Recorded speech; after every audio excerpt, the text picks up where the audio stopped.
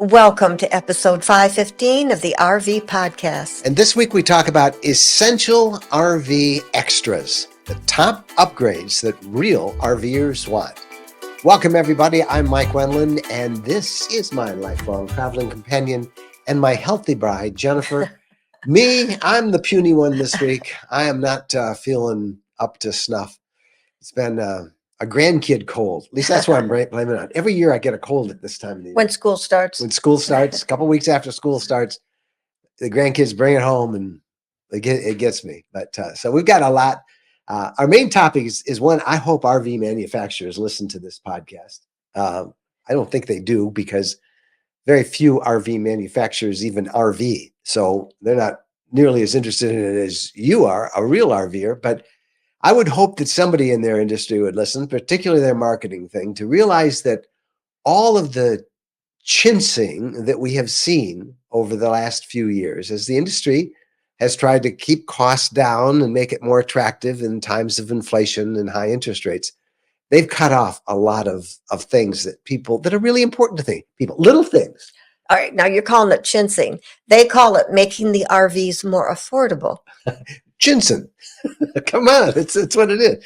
It's all semantics, right? And I understand that that's what they have to do because the industry is still in decline and sales are down. We're waiting to see if the interest rates are going to go up. But in that process over the past couple of years since this decline began, it has seen a lot of things that you used to expect to find in an RV, an extra, which means it costs you more money and time, and you got to find it. So we're going to talk about that. We had a really interesting conversation in our RV lifestyle community about it, and we've got a long list. And these are the things that if I was an RV manufacturer, I'd build one of as many of these things as I could put in it, because none of them are really in and of itself, except for a couple of little things, but most of them are not very expensive. So we're going to talk all about that coming up, and it'll be a fun conversation. Just a couple seconds here, but we want to first of all tell you all that we are very much in celebration mode this week. We are so excited to share that RV Lifestyle won 2 separate Campers' Choice Awards, also known as the Campies. This is a contest that is sponsored by RV Share. One of the ones that we won is the best RV camping YouTube channel. That was pretty exciting. And then the second one was for the best RV and camping blog. Woohoo! And what makes this extra exciting is that we won because of you. You nominated us. Yeah, you nominated us and you voted for us, and we are so thankful. So thank you for giving us your trust and support, and thank you, RV Share. Now, for those who didn't know, the RV Lifestyle YouTube channel has over 1,000 videos. I think it's 1,100 and something on every RV topic imaginable. And if you have not already, please check us out and subscribe at youtube.com/RV Lifestyle. And our RV blog, rvlifestyle.com, it contains more than a dozen years of stories and so much information, offering everything from practical help to campground information to RV inspiration and more. So once again, thank you, everyone. We are so honored to have these awards, and thank RV Share for sponsoring the contest. And we got something else to celebrate. Yeah, we've got a new giveaway. We're giving away two lucky winners. Number one is first prize, a Waggle Pet Monitor Pro Plus, which keeps track of the temperature inside your rig and sends alerts via SMS, email, and in-app notification when it exceeds your set threshold. So if you have your dog, you're going out to go through a museum or something, the dog's out there in the parking lot, they give you a little tag that says temperature inside is monitored, remotely monitored and controlled. You will get an alert. If you say, I want to know if that temperature gets up to 87 degrees, it'll send you a text alert, or you can just call it up yourself and see what the temperature is inside. It's a really, we've had one 5-6 years, and it's a must-have. And the new one is really great. This is their latest updated one, the Pet Monitor Pro from Waggle. We're going to give away that. And then what's the second prize? Well, the second prize is the RV Mini AI Cam that lets you monitor your pet virtually with its 360-degree camera. And you can see that it shows you on your smartphone down at the bottom here. It shows you this is the smartphone, and it will show you what's going on inside your camera. It's 360 degrees, so you can see it. It has two-way audio, real-time motion tracking, and you can set that up for to alert you if there's motion inside the unit, if there's noise, excessive noise. If your dog's barking a whole bunch, you can listen. And you can also talk to your dog, and you can say, I'm not going to, our dog is sleeping over here. Yeah, we don't want to upset him. Yeah. So, but it's really handy, and we're giving that away to a second winner. So these are just great safety options for RV pet owners. So to enter, all you have to do is go to rvlifestyle.com/sweepstakes. rvlifestyle.com/sweepstakes. You can enter as many times as you want. In fact, there's, I think, 14 different ways, and each one of those gives you an entry in the contest. We will announce the lucky winners on September 29th, 2 winners. And this will run for quite a while. We're pretty excited about it. And one other thing that we're interested in doing, and we're excited about this, has to do with our RV Lifestyle community. Are you a member yet? You should be. Go to community.rvlifestyle.com.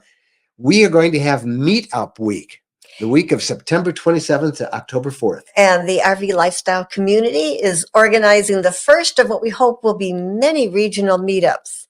And details can be found at the events tab at community.rvlifestyle.com. We have volunteer hosts in 5 states so far. We'll probably have more who have offered to organize a meetup, a get-together at a fun location near them, so that members of the community can gather, meet each other, hang out, and just have a great time. Many of them are at restaurants. We're doing one on the 27th at a really awesome winery, brew house in Paw Paw, Michigan, right in the heart of Michigan's wine growing area. And each state has a separate event announcement. And just go to, again, community.rvlifestyle.com. Click the event tab, find the one you want, and then RSVP. But we have them in Southwest Michigan. Where else? In Tucson, Arizona, San Antonio, Texas, Fairfield, Iowa, and North Central Ohio winery. Yeah, and I think we have a couple of others that we're talking to people about. So we think this is going to be fun. And it's hard. We know that everybody all around the country would love to gather. I know the one we're doing, people are talking about actually coming in and camping nearby so they can come hang out with us on that Friday night, the 27th. And I suspect the others will see the same thing. But the whole point of our RV Lifestyle community, and you hear us talk about it every week, is making relationships, is connecting RVers at different stages of the RV journey with other people in the same stage, with the same type of RV, the same interest in camping. We have so many activities and live streams. This is being released on September 18th. On the 19th, I'm doing a live stream in the community on the latest internet. What's the latest in mobile internet? So many changes just in the past few months. Cherie and Chris from the Mobile Internet Resource Center will be our guests, and that's coming up then. So it is going to be a fun time. So make sure you've joined the community, community.rvlifestyle.com. That's a lot of talking for the poll. Oh, it's good for you. Shall we do the conversation of the week? I think it's time. All right. The conversation of the week. You know, it seems like today's RVs, they seem to come so bare bones. And basic things you think would be there aren't. And some things don't cost that much. But as, you know, manufacturers, they tried to cut costs so that these would be more affordable. These days of incredible inflation, the price of everything is just, you know, going crazy. And then the high interest rates. And, you know, they started leaving a lot out. So we recently asked our RV Lifestyle community what items they thought should be standard. And we have so many suggestions that we're going to kind of go through a bunch of them and read you a couple of quotes. But we noticed, now we bought a fairly high-end, we have a fairly high-end fifth wheel in Montana, and it has a lot of extras in it, but still little things like, hooks to hang up a robe or your clothes in the bathroom. Yeah, I really would like some hooks in the bathroom. I mean, we Yeah. can put up some little command hooks, but I hate to put anything too big and substantial up. I guess it's harder. It's harder for some people to find the right location on the wall where there's studs and support to put these big hooks on rather than just the little command strips. That's probably the thing that we see the most, that we wish they would Yeah, make I mean, accessible. I like a couple hooks in the bedroom, like for my robe or the clothes that I'm going to pop on in the morning, to hang them up there so it's easier for me to get to in the daytime. And I'd like something, kind of attractive. So I'd like a couple hooks in the bedroom, and I'd like some hooks definitely in the bathroom. And I did add a couple little sticky command hooks in the skylight by the shower, just for like a wet bathing suit or something that's wet, so it can drip into the shower pan rather than That's a great other tip, by the way. other places. But I think all of us can relate to hooks and towel bars. I'm thinking now, instead of hooks, maybe I want a towel bar for those Here's towels. the thing. When we do RV reviews, this tells me whether the RV manufacturer is even slightly in tune with the market. It's such a silly little thing. Ready? But it's USB receptacles. Most of them are using USB 2, the big USB A, the big ones. That is not the standard anymore. The standard is USB C, not A. So, if you have a halfway new smartphone, a new laptop, almost all of them, the universal standard in the tech industry is USB-C. And so even now in brand new RVs, they're putting in these old USBs. They must have bought a lot of them and they're just I bet unloading. that's it. But it's such a pain. You go to charge and nobody has an A connector anymore. I know somebody out there watching this, well, that's what I have. Then you're going to be happy. But those of us who have halfway new stuff, it's universal C. And that just shows it's a little touch. Also, there's never enough chargers. They'll put a couple chargers next to one side of the bed, but not on the other. Little things like that just show, I think, almost a lack of respect for the RVer, because it's just so easy. I mean, why should one person be able to charge their cell phone next to the bed and not the other one? Most people have at least 2 people in the bed, right? In the RV. If you got little kids, you might have about 65 of them. They all pump, and a dog. But those are just a couple examples from ours. Now, here are the things that we just want to run through. This generated a ton of thoughtful communication in our community. And why don't you read the first bunch, and then I'll pick up after you. So someone said, a better latch on the screen door. Boy, that's true. They pop out all the time. Yeah, better latches on the cupboards. Oh, that's a big one. Better latches on the cupboard. And may throw in, make sure there's a good latch to close the refrigerator. Keep it shut when you're driving down the road. A better towel holders. Paper towels. Yeah. Minnie said that. In the kitchen, yeah. And some, they don't have a toilet paper holder. Many people said that. And, I looked at that, when we were looking through different rigs, and I thought, I wonder if that's because people want different styles or something. But I think most people would just like a toilet paper holder that they can put up, or that the manufacturer would just put up. Put it in manufacturers. Sometimes it's in the drawer, and then look in the drawer if you don't have a paper towel holder, and then ask them to install it before you take possession of your rig. Yeah. A deeper medicine cabinet. Oh, that makes all the difference in the world. The deeper medicine cabinet. And the same thing goes if they have a little indentation for you to hang up a coat, a jacket, dog leash, whatever. And when you first come in the RV? When you first come in, make sure that's deep enough so that everything doesn't fall out every time you walk past it because you brush it. This is a good one. A better shower head. Oh my goodness, that's huge. That is very big. Now, you can get a really nice shower head for not very much money at all. And to be able to advertise that even, and we have a deluxe rain shower head, man. Now you boondockers, exclusive boondockers, you're going to just still be doing those Navy showers. A big shower head is really nice, a better shower head. And then I think I already got on this one, towel rods. Many people said that. Yeah, a lot of people said they want towel rods in the bathroom, please. Shoe storage near the door.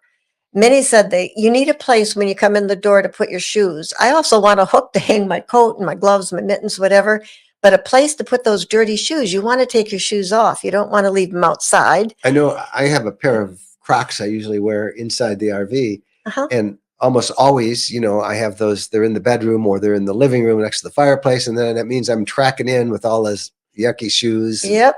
making a mess for you. And you always go, there's the vacuum. And so we use it. But put some shoe storage there for at least 2 sets of shoes, because most RVs have 2 people, again, at least. What else? A factory installed GPS system. For you guys in motorhomes, it's surprising how many of the less expensive and entry level motorhomes out there don't really have a robust GPS system, factory installed. That's still a problem. I love this one. A proper trash can. What's that? Well, you used to get very upset with me when I would take a plastic bag and put it over the headrest. Yes. We were in a B. I just kind of, and then that meal's trash was in that bag, and then I go toss it. But a proper trash can. It is nice to have a place to put your trash. And for those of you in towables, several people said sufficient sway control. Yes. So they don't have to buy a bunch of extras. Big issue for people in towables. Another one, soft start built in so that you can run your 2 air conditioners on 30 amps. As we have soft start up that we use, which plugs in the receptacle box. I'll put a link to that, by the way, because that's a great Christmas present for somebody if you're thinking about it. But build it in so we have more efficient use of the power system in the RV. Soft start does so much to help with that. Tire pressure monitoring system, certainly in a motorhome, but also, and I think even more important, in a towable, because when a towable tire blows, chances are it is going to do major damage to the underside of your RV with cables and wires and all sorts of stuff. I mean, we've seen so many catastrophic damage done.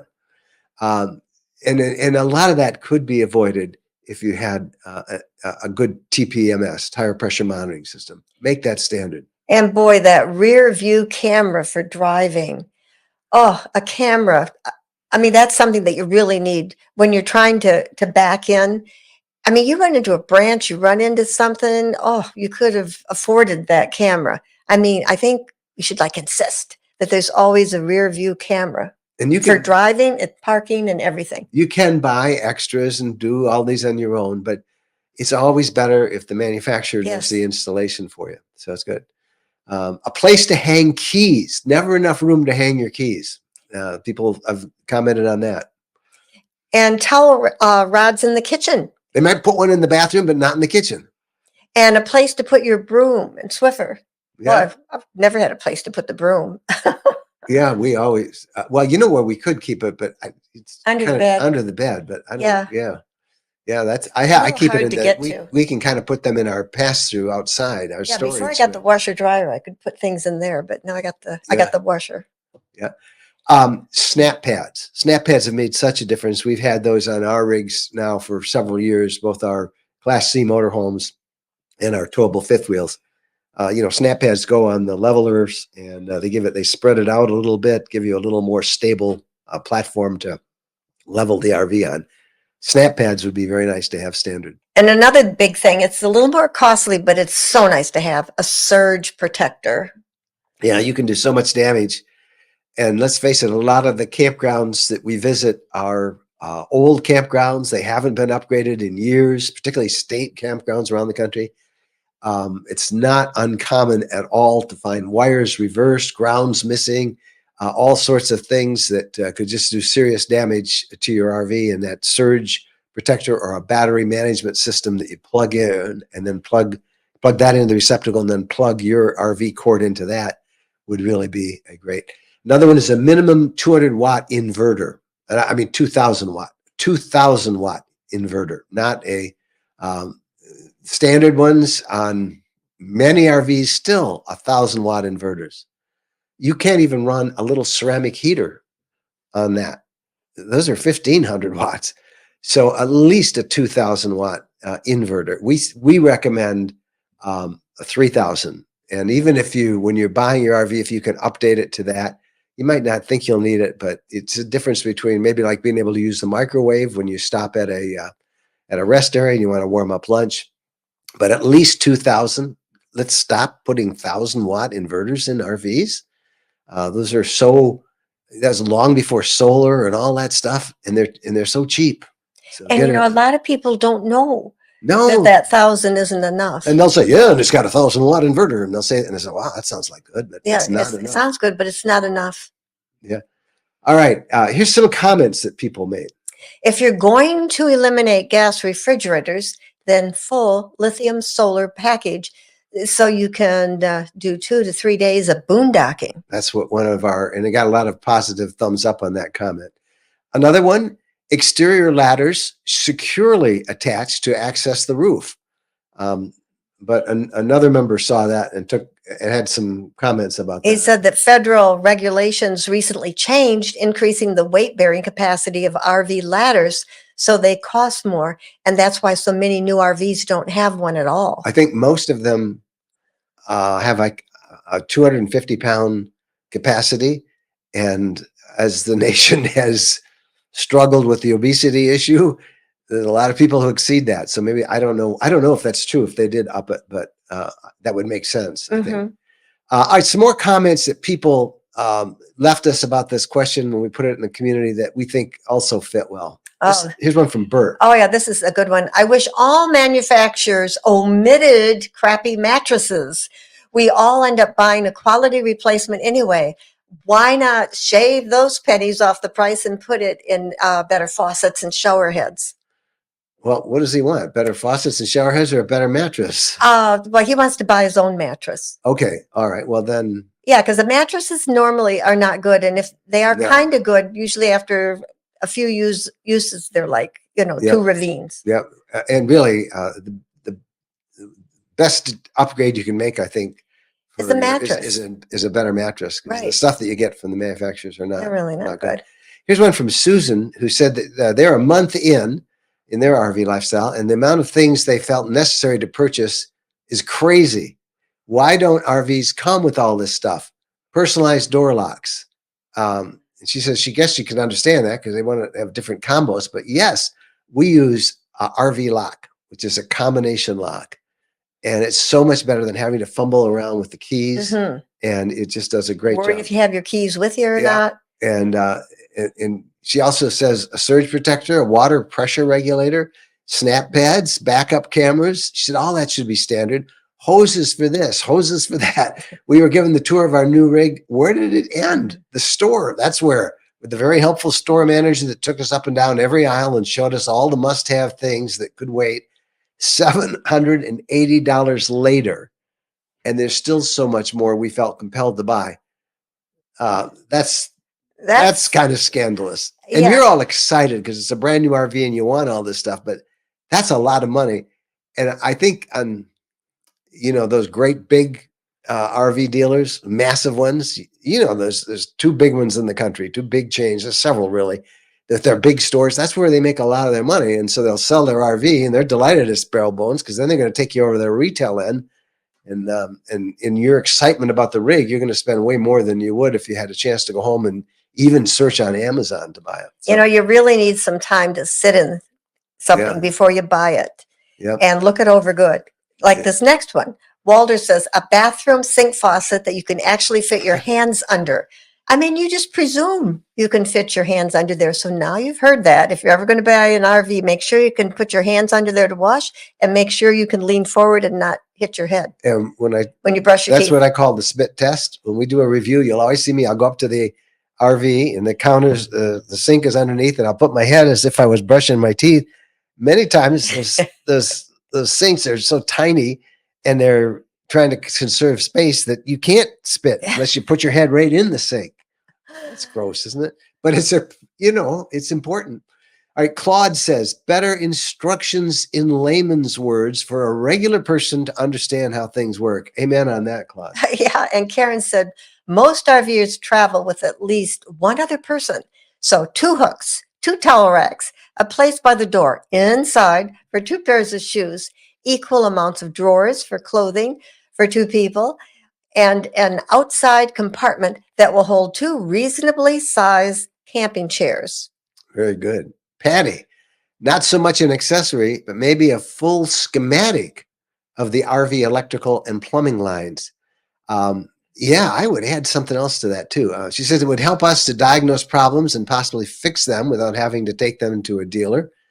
Example, a few years ago, I had a leak in a bay. I couldn't find the issue. I took it to two dealers. Neither knew anything about the rig, and one wanted to take off my entire bathroom.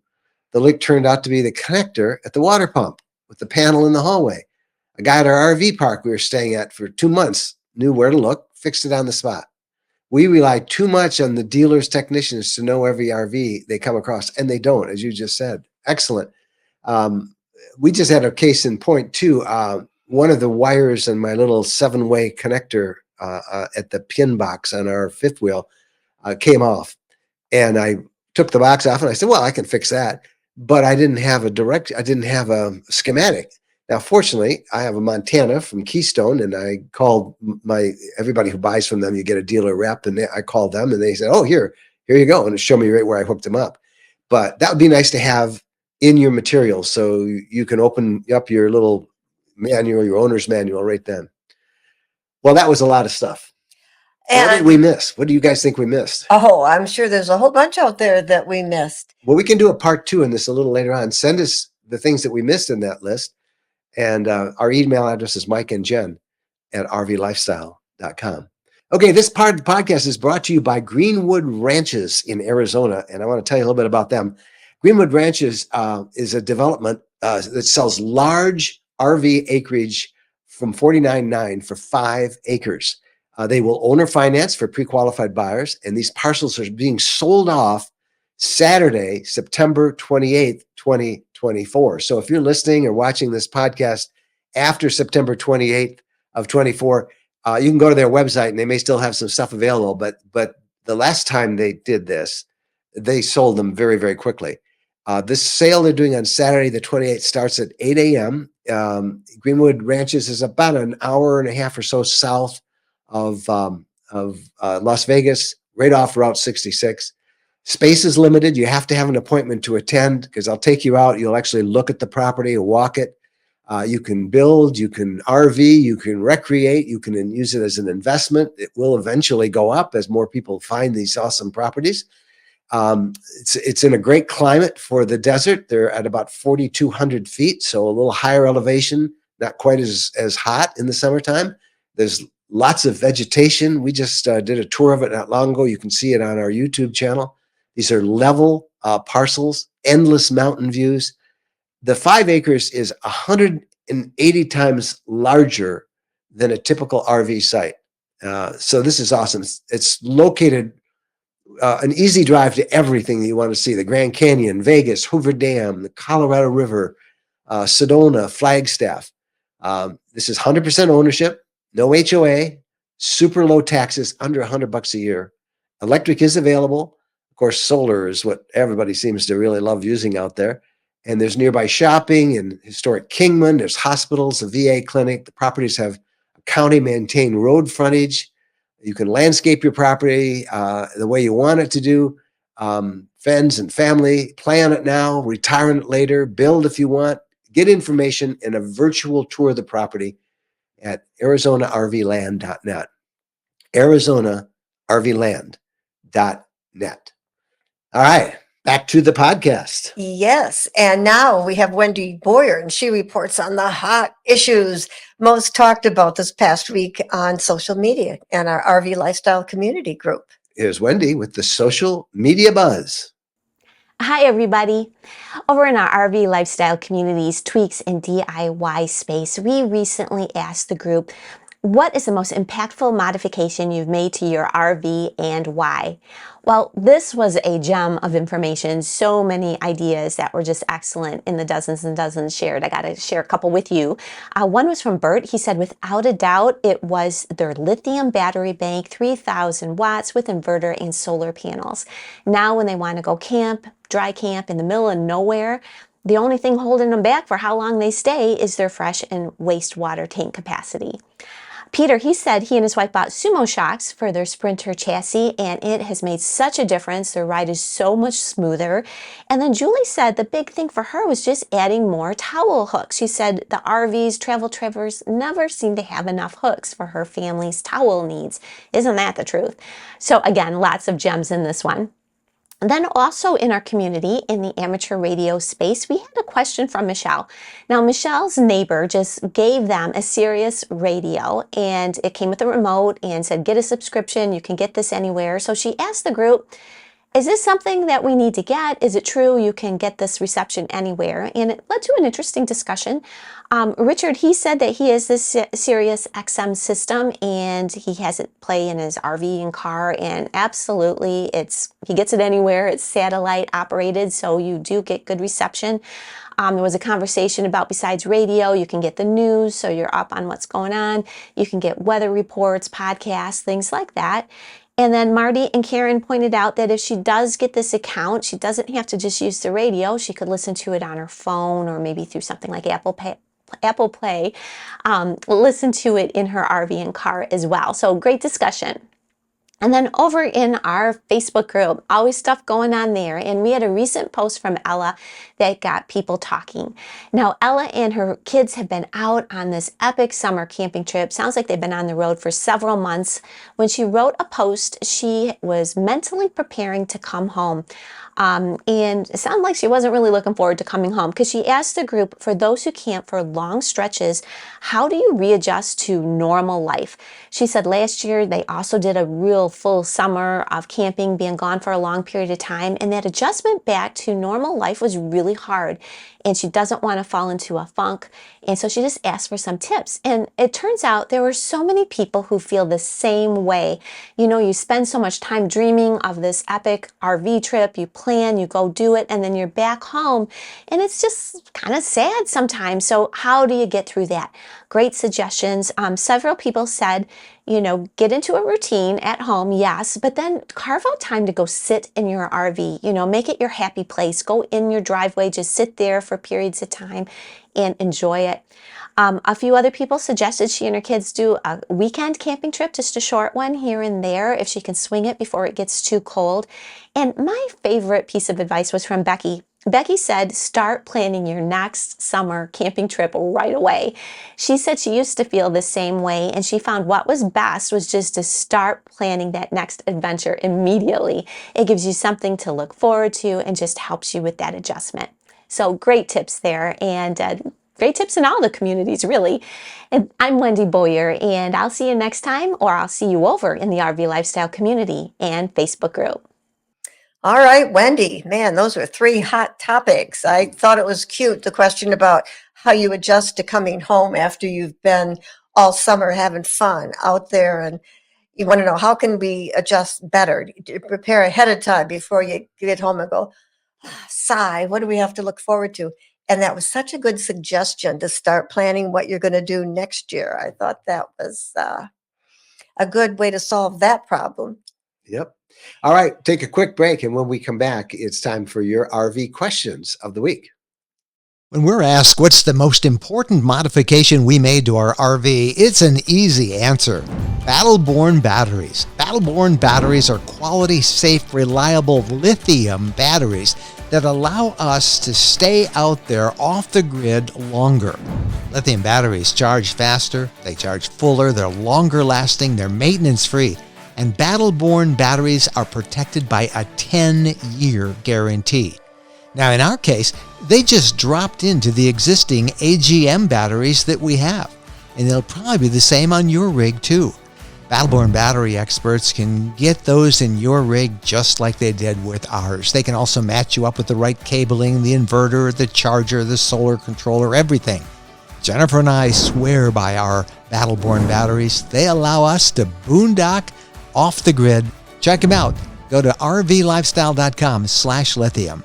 rvlifestyle.com/lithium. Welcome back, everybody. Time now for the RV questions of the week. Okay, the first question is, when I'm on city water at a campground, the water pressure coming out of our faucets in our shower is fine, But when we're boondocking and I'm using the freshwater tank, it is not much more than an annoying drizzle. Everything was fine until a month ago or so. Any ideas on how to fix this? And that was from Jim. Well, Jim, it's probably the strainer on your water pump. And this is one of the few DIY jobs even I could do. So your situation, if it was all working great, and it's basically when you're boondocking and working off the freshwater tank with the water pump, it sounds like a textbook case of the strainer being filled up with calcified minerals and just gunk. And to clean it, the hardest part is you got to find where your water pump is, okay? And then you just simply look at the water. You can figure out where the lines are coming in, and make sure that the water supply going to the RV is turned off, and that you've got this thing shut down. Open a faucet in the RV to relieve any water pressure that's in there.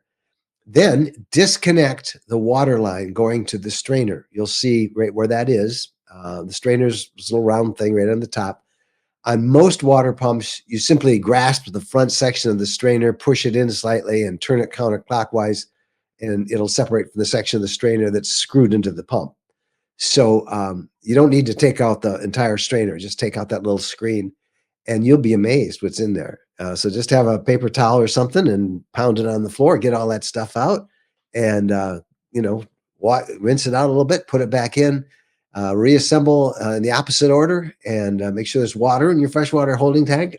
Turn the pump on to get everything pressurized again. Check for leaks, and I bet that's what your issue is. And I hope that solves it for you, because we had that problem and that was the answer to what we had going on. Now, if it was even when you're on city water, the first thing I would say to you is all the faucets also have a strainer usually at the end that comes out, and that sometimes clogs up. But if that was causing your issues, it would be even when you had city water. So it doesn't hurt to take those off and look at them and make sure you don't have pieces of calcified stuff in there as well. But clean out that strainer. I'd recommend everybody do that once a year at the beginning or the end of the season. I'd do it at the end of the season, and then you don't have to worry about it when you de-winterize or start using it again in the spring. Okay, now we've got a question from Mark. Are we supposed to tip the people who guide you to your spot at a campground? My wife says we should. I say no. I say no too. What do you say?